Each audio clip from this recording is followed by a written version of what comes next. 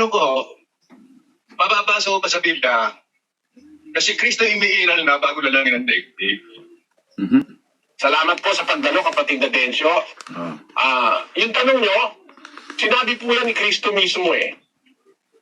Basahin po natin ang 17:5 ng 1. At ngayon, Ama, luwalhatiin mo ako sa iyo rin ng kaluwalhati ang aking tinamo sa iyo bago ang sanglibutan ay naging gayon. Tayo. Luwalhatiin mo ako ang wika sa iyo rin, ng kaluwalhati ang aking tinamo sa iyo, bago ang sanlibutan ay naging gayon. So si Kristo po pala, nagtamo na ng kaluwalhatian sa Ama, bago pa ang sanlibutan ay naging gayon.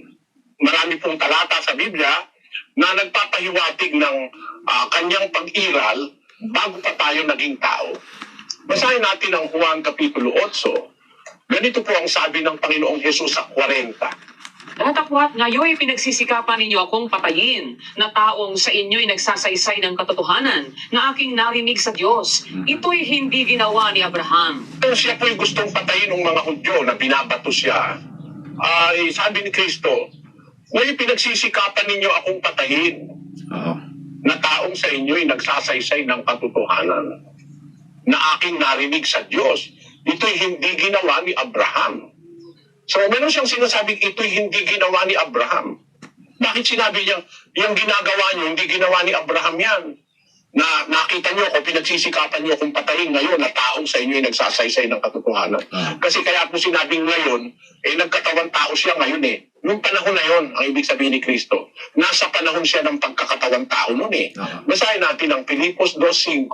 Magkaroon kayo sa inyo ng pag-iisip na ito'y na kay Kristo Jesus din naman, na siya, bagamat nasaan yung Diyos, ay hindi niya inaring isang bagay na nararapat panangnan ang pagkapantay niya sa Diyos, kundi bagkus hinubad niya ito at naganyong alipin na nakitulad sa mga tao. Maliwanag na maliwanag po yung sinasabi na yon na siya, bagaman nasaan yung Diyos, ay hindi niya inaling isang bagay na nararapat panangnan ang pagkapantay niya sa Diyos.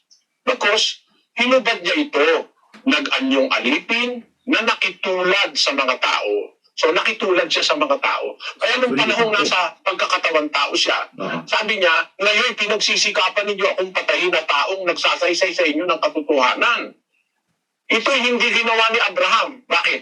Kasi yung ngayon, panahon nasa pagkakatawan tao siya. Pero nung panahon ni Abraham, hindi pa siya nagkakatawan tao noon eh. Kalululuhan niya si Abraham eh. Bakit hindi ginawa ni Abraham yun? Sabi niya, basahin natin ang 8:56. Nagalak ang inyong amang si Abraham na makita ang aking araw, at nakita niya at natuwa. Sinabi nga sa kanya ng mga Hudyo, wala ka pang 50 taon at nakita mo si Abraham? Sinabi sa kanila ni Jesus, katotohanan sinasabi ko sa inyo, bago ipinanganak si Abraham, ay ako nga. Ayun, yung pala ang ibig sabihin niya na hindi ito ginawa ni Abraham. Ano yung hindi ginawa ni Abraham? Yung ginagawa ng mga Hudyo na nung makita siya, papatayin siya. Kaya hindi pala ginawa ni Abraham yun. Ang sabi po sa Biblia, nakita ng inyong amang si Abraham ang aking araw at nakita niya at natuwa. So, ang sagot ng mga Hudyo, ay wala ka pa 50 taon na nakita mo si Abraham. Ay ang sagot ni Kristo. Consistent yung sagot niya. Katotohanan sinasabi ko sa inyo, bago ipinanganak si Abraham, ay ako nga. Basahin nga natin sa English kung paano i-translate yan. Your father Abraham rejoiced to see my day. In you I was coming and was glad. The Jewish leaders, you aren't even 50 years old. Sure you've seen Abraham? Jesus. So, The absolute truth is that I was in existence before Abraham was ever born. Ayun. Sinasagot yan sa atin yung katanungan ng kapatid na umiiral na ba si Kristo bago pa ipanganak sa laman? Ang sabi sa Biblia, bago pa nilikha ang daigdig. Sabi po sa Biblia, bago pa ipanganak si Abraham, ay ako nga sa Biblia. At doon sa Living Translation ay, the absolute truth is that I was in existence before Abraham was ever born. Doon na siya. Kaya kung maiintindihan po natin, kapatid, na nung si Kristo ay nagkatawang tao, gusto siyang patayin ng mga Hudyo. Sabi niya, ngayon, nung panahon na yung nasa katawang tao siya, ay pinagsisikapan ninyo akong patayin na taong sa inyo'y nagsasaysay ng katotohanan na aking narinig sa Diyos. Ito'y hindi ginawa ni Abraham. Nung nakalipas, hindi ginawa ni Abraham yun. Nakita niya ang aking araw, natuwa siya. Sagot ng mga Hudyo, nakapalimumpung taon, nakita mo na si Abraham. Sinasabi ko sa inyo ang katotohanan, bago ipinanganak si Abraham, ay ako nga. Amen. Ibig sabihin, bago pinanganak si Abraham, nauna na siyang ipinanganak. Oo. Bago ipinanganak si Abraham, ako nga, nauna na siyang ipanganak kaysa kay Abraham. Oo. Sino naman ang nanganak? Sa 2:7 ng awit. Aking sasaysayin ang tungkol sa pasya. Sinabi ng Panginoon sa akin, ikaw ay aking anak. Sa araw na ito ay ipinanganak kita. Ayun, sa araw na ito ay ipinanganak kita. Sasaysayin ko ang pasya, sabi ng talata. Ikaw ay aking anak. Sa araw na ito ay pinanganak kita, sabi ng Panginoon sa akin. Sabi niya. Sino ba yun?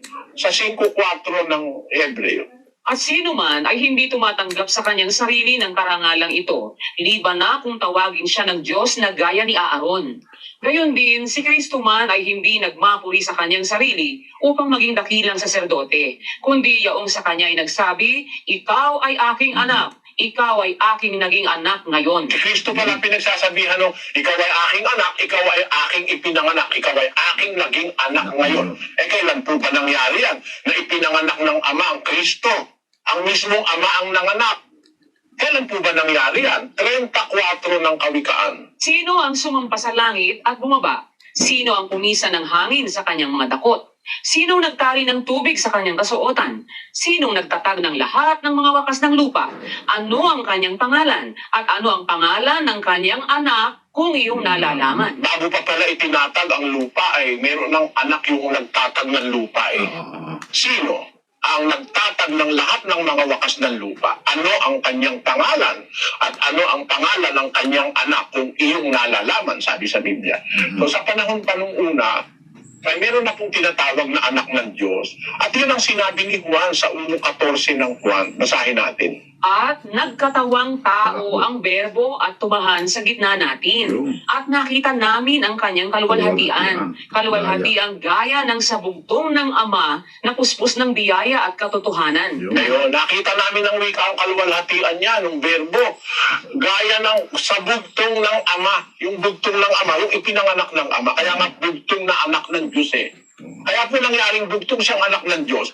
Siya lang ang kaisa-isang umiiral na ipinanganak ng Diyos. Bakit ipinanganak ng Diyos? Mismo ang Diyos ang nagluwal sa kanya 1:18 ng Juan. Walang taong nakakita kailanman sa Diyos. Ang bugtong na anak na nasa sinapupunan ng Ama, siya ang nagpakilala sa kanya. Ang anak pala'y galing sa sinapupunan ng Ama Oo. Sa umpisa, nasa sinapupunan siya ng Ama. Kaya sabi ni Juan, nang pasimula ang berbo ay suma sa Diyos. At ang berbo ay Diyos. Ito rin ang pasimula ay suma sa Diyos. Nasa sinapupunan pala ng Ama Ang katunayan na siya galing mismo sa Ama, basahin natin yung para lang yung galing si Eva kay Adan, sa tadyang ni Adan. Si Kristo naman, nasa sinapupunan ng Ama, umiiral na kasama ng Ama sa walang hanggan, tapos iniluwan ng Ama mula sa kanyang sinapupunan. Kaya nagkaroon siya ng sariling kalagayan. Ang tawag sa kanya ngayon, bugtong ng Ama, anak ng Ama. O anong katunayan yan sinasabi ng banal na kasulatan na yung anak ay galing talaga sa Ama. Basahin natin ang 3 ng Juan.